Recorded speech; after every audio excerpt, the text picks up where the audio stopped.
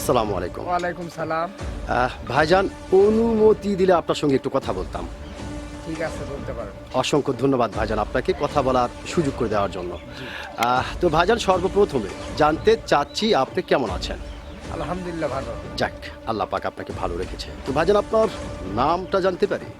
আমার নাম মোহাম্মদ ফিরোজ কবির। মোহাম্মদ ফিরোজ কবির, সুন্দর একটি নাম আপনার, অত্যন্ত চমৎকার একটি নাম আপনার। এবং আপনার নাম শুনে এবং আপনাকে সামনাসামনি দেখে যেটা বোঝা যাচ্ছে, আপনি দুর্দান্ত একজন সাহসী মানুষ।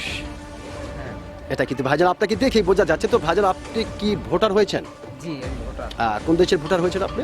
বাংলাদেশে। বাংলাদেশের। অসংখ্য ধন্যবাদ যে আপনি বাংলাদেশের ভোটার হয়েছেন। তো ভাইজান, যেহেতু আপনি বাংলাদেশের একজন সচেতন নাগরিক এবং বাংলাদেশের একজন ভোটার এবং সাহসী মানুষ, সেই ক্ষেত্রে এই বিষয়টি আপনার কাছ থেকে জানতে চাচ্ছি যে এইবার বাংলাদেশের সরকার কে হতে পারে?